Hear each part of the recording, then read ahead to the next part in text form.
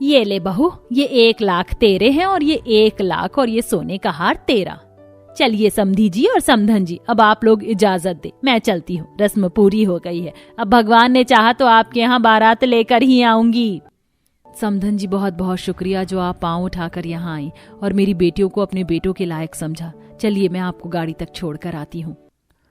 5 बेटियों की माँ अपनी बेटियों की होने वाली सास को उसकी गाड़ी तक छोड़ने गई और फिर संदीपा अपनी लंबी सी गाड़ी में बैठकर एक गरीब के आंगन से प्रस्थान कर गई। संदीपा के जाते ही सभी मेहमान भी चले गए और अरे भाग्यवान, भाग खुल गए हमारी बच्चियों के। सिर्फ गोद भराई में ही 1-1 लाख रुपया और 1-1 लाख से भी ज्यादा सोने के हार देकर गई हैं हमारी समधन हमारी बेटियों को।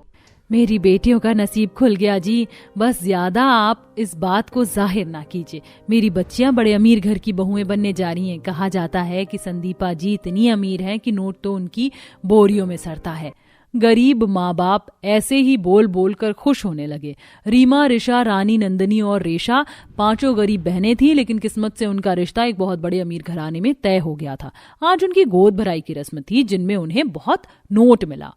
देखते ही देखते 5 बेटियों की शादी का वक्त भी आ गया और खूब शोर शराबे के साथ उनकी शादी हुई और वो विदा होकर अपने ससुराल आ गई। अभी 5 बहुएं अपने गृह प्रवेश के लिए दरवाजे पर खड़ी थी। ये हमारा घर है। भगवान, समझ ही नहीं आ रहा कि इसकी शुरुआत से इसका अंत किधर है। इस घर की तो दीवारें भी कीमती लग रही हैं। कितनी बड़ी हवेली है। यकीन नहीं होता कल तक 25 गज के घर में रहने वाली हम बहनें आज इतनी बड़ी हवेली में रहेंगी।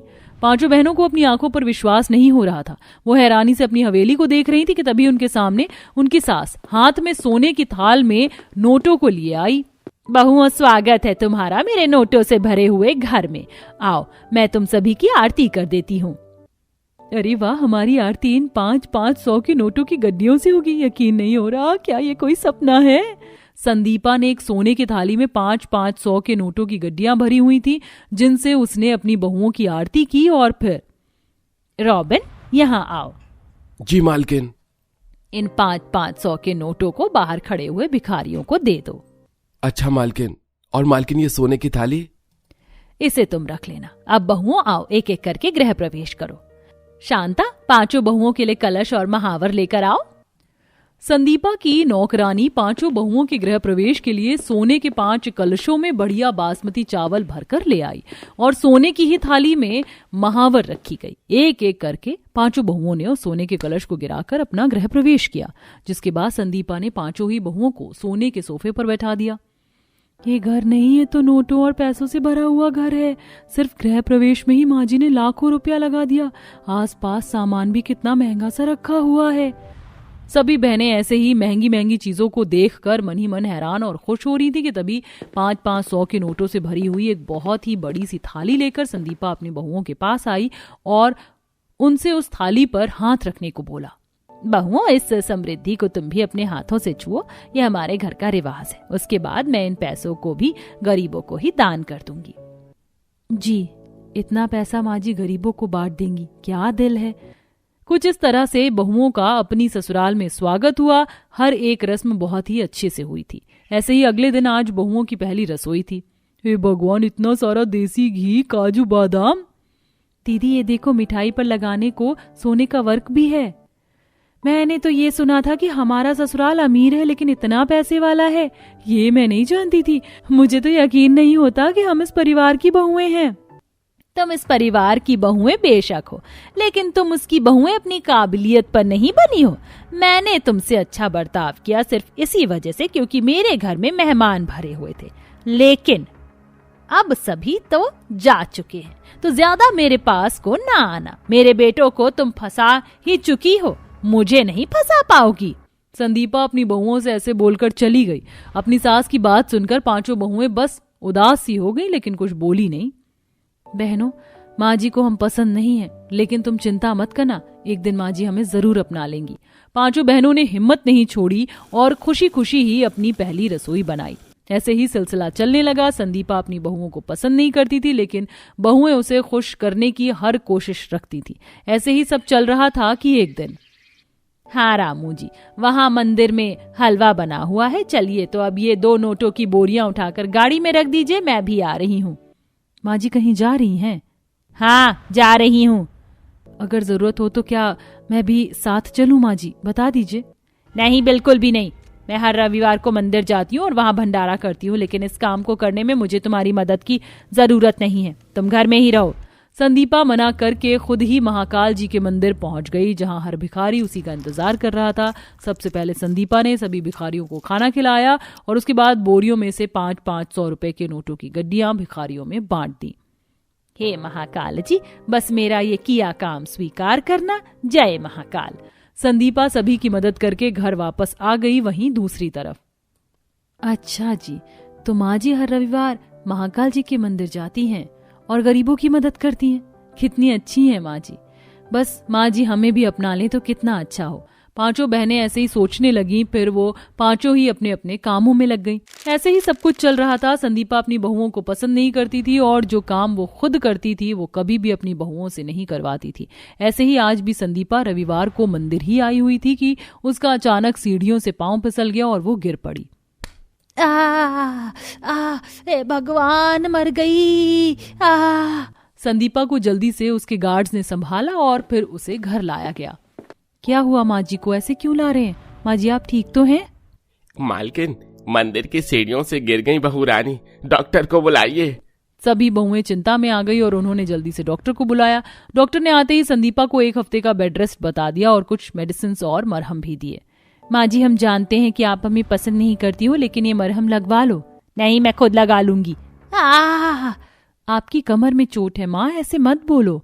रेशा ने संदीपा की टांगों और कमर पर अच्छे से मरहम लगा दिया और उसके बाद नंदिनी ने संदीपा को हल्दी वाला दूध लाकर दिया। पी लो माँ, इससे आपकी चोट जल्दी ही सही हो जाएगी। पांचों बहुओं को अपनी इतनी सेवा करते देख संदीपा का दिल हल्का सा नर्म हुआ, लेकिन उसने उसे इग्नोर कर दिया। ऐसे 1 हफ्ता और बीता। संदीपा बेचैन थी क्योंकि आज वो भंडारे और दान के लिए नहीं जा सकती थी। लेकिन माँ जी, मैं मंदिर में भंडारा करवाने को जा रही हूँ। आप हर रविवार जाती हो ना? मैं और रीशा दोनों जा रहे हैं। आप बता दें कि कितने रुपए लेकर जाने हैं। भंडारा? खाना किसने बनाया? हमने ही बना लिया माँ जी। 50 लाख रुपए ले जाओ, मैं हर हफ्ते इतने ही दान करती हूँ। सास के बोलने पर दोनों बहुओं ने 50 लाख रुपए बोरी में भरवाए और फिर अपनी सास की जगह वो दान करने चली गईं, जिससे संदीपा को भी शांति मिली। ऐसे ही चलते चलते अब 1 हफ्ता और गुजर चुका था और संदीपा भी सही हो गई थी। अपनी सास के ठीक होने की खुशी में पांचों बहुओं ने घर में ही एक छोटी सी पार्टी रखी थी। हो सकता है माँ जी को ये सरप्राइज अच्छा लग जाए और वो हमसे खुश हो जाए। सही कहा आपने रीमा दीदी। अच्छा, आपने खाना तो ऑर्डर कर दिया है ना? हाँ, मैंने 5 स्टार होटल से सब कुछ मंगवा लिया है और सभी को इनविटेशन भी दे दिया है। रीमा की बात सुनकर सभी बहुएं खुश हो गईं और फिर कुछ देर बाद सभी करीबी रिश्तेदार पार्टी में आ गए। संदीपा काफी खुश थी कि उसकी बहुओं ने उसके लिए इतना किया। अभी पार्टी चल ही रही थी कि तभी संदीपा की जेठानी बहुओं से बोली, तुम पांचों ने ये सब कुछ अपना पेट भरने को किया है ना? क्योंकि मैं जानती हूँ तुम पांचों ठहरी गरीब, तो तुम्हें पार्टी वगैरह करने के बस मौके चाहिए। संदीपा भी तुम्हें पसंद नहीं करती है। वैसे संदीपा, अपने खजाने में देखती रहा करो 500 के नोटों को, ये कभी भी अपने मायके पहुंचा सकती है। निर्मला ऐसे ही बहुओं के गरीब होने पर उन्हें ताने मारने लगी कि तभी संदीपा बोली, बस करो दीदी, मैंने आपको इतना अधिकार नहीं दिया कि आप मेरी बहुओं को कुछ भी बोलो, समझ आया? ये मेरी बहुएं हैं और बहुत अच्छी हैं और किसी को भी इनके बारे में कुछ भी बोलने का कोई अधिकार नहीं, आपको भी नहीं। संदीपा की बात सुनकर पांचों बहुओं की आंखें भर आईं।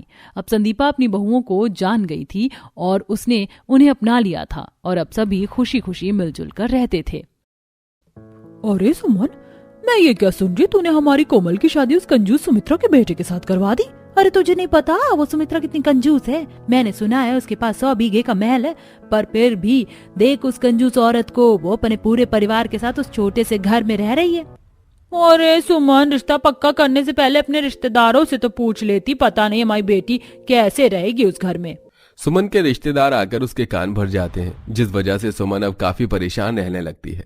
देखते ही देखते शादी का दिन नजदीक आने लगता है। ऐसे ही एक दिन, माँ, तुम अब भी बुआ और आंटी की बातों को सोचकर परेशान हो रही हो? शादी का दिन नजदीक आ चुका है, आज से हमें शॉपिंग शुरू करनी थी।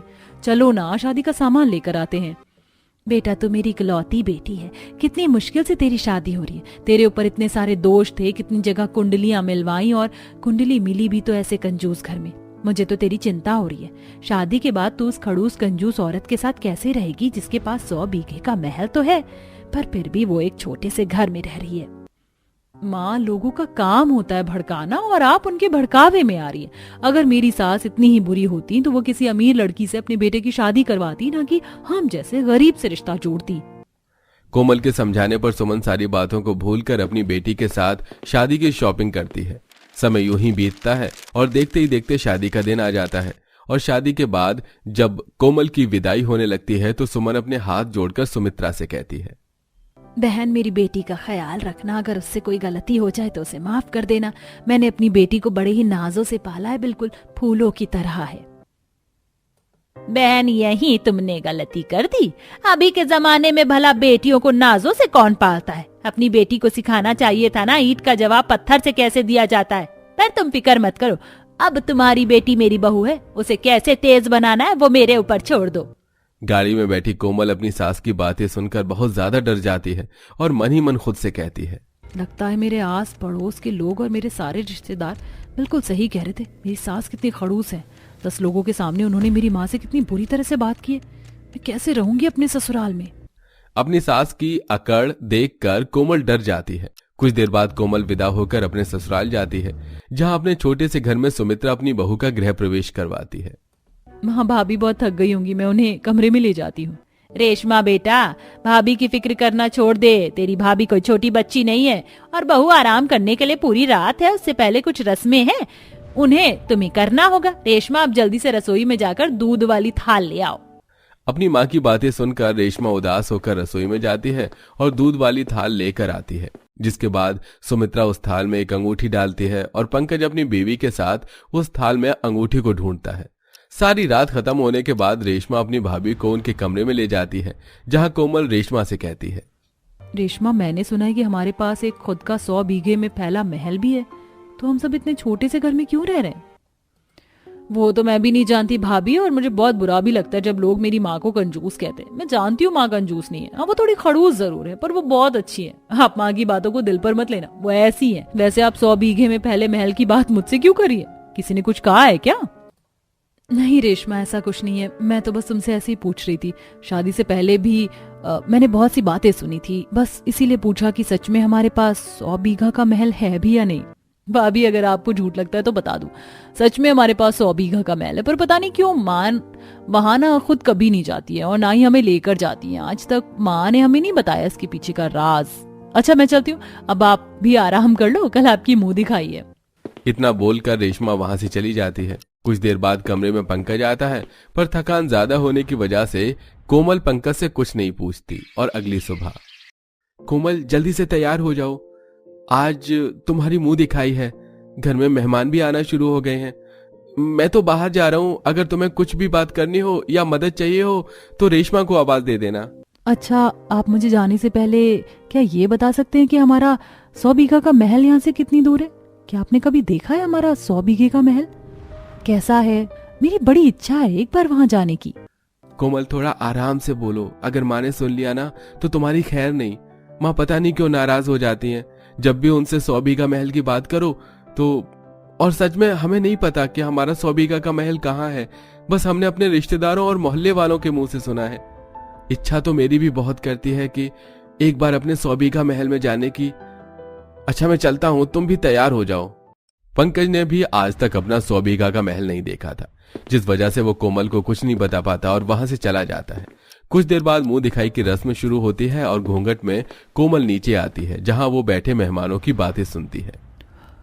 अरे बहन, कैसी बेशरम है सुमित्रा बहन, बताओ 100 बीघे का महल है फिर भी बहू के मुंह दिखाई इस छोटे से घर में ही कर रही है। अरे कम से कम बेटे की शादी और बहू का गृह प्रवेश जैसी चीज तो ये अपने महल में कर सकती थी ना। बेचारी बहू भी क्या सोचती होगी, 100 बीघे का महल और छोटे से घर में मुंह दिखाई हो रही है। अरे बहन, तुम तो जानती हो ना सुमित्रा बहन कितनी कंजूस है। जैसा पैसा खर्च ना हो इसलिए गरीब की बेटी ले आई।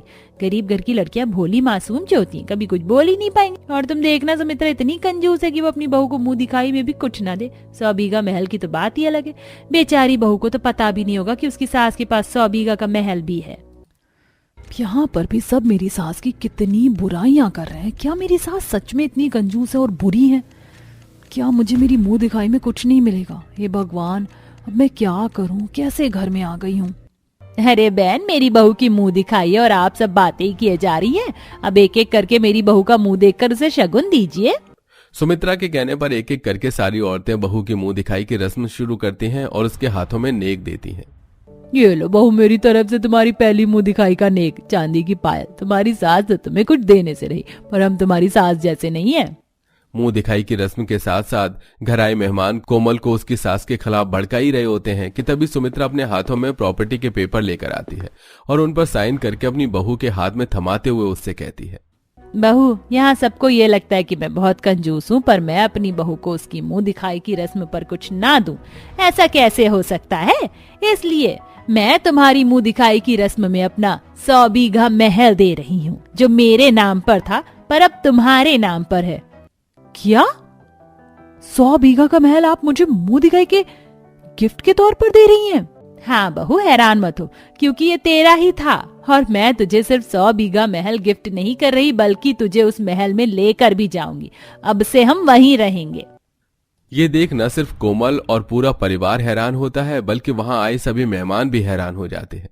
कुछ देर बाद मुंह दिखाई की रस्म खत्म हो जाती है और सुमित्रा अपने पूरे परिवार के साथ अपने 100 बीघा महल में जाती है, जहां कोमल अपना 100 बीघा में फैला महल देखकर हैरान हो जाती है। और जब कोमल पूरे परिवार के साथ महल के अंदर जाती है तो वो देखती है कि वहां पूजा की तैयारी चल रही है। माँ, ये सब क्या हो रहा है? आज तक आपने हमें कुछ बताया नहीं और मेरी शादी के बाद अचानक हम सब यहाँ आ गए हैं और ये पूजा की तैयारी। हाँ बेटा, क्योंकि जब तू और रेशमा छोटे थे तब तेरे पिताजी ने अपनी सारी जमा पूंजी लगाकर 100 बीघा में फैला ये महल बनवाया, पर ये जमीन ही श्रापित थी। क्या श्रापित? मैं कुछ समझी नहीं माँ। हाँ बेटा, श्रापित।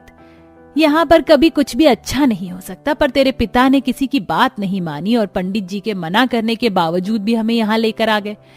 कुछ दिन सब ठीक था, पर अचानक से तेरे पिता की मृत्यु हो गई। उसके बाद तुम दोनों की भी तबीयत खराब होने लगी और पंडित जी से पता करने पर मुझे पता चला कि 20 साल बाद ये श्राप खत्म होगा, वो भी तब जब मिथुन राशि नाम की लड़की से पंकज की शादी होगी। इसलिए शादी से पहले मैंने पंकज की कुंडली मिलवाई कोमल से, जो परफेक्ट मैच हुई, और आज मेरी बहू इस घर की लक्ष्मी है, जिसने आकर इस घर के सारे नकारात्मक शक्तियों को खत्म कर दिया।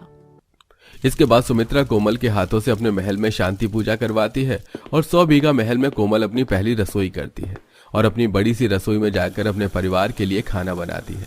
सबको उसके हाथों का खाना बहुत पसंद आता है और दोबारा से उसे सब नेक देते हैं।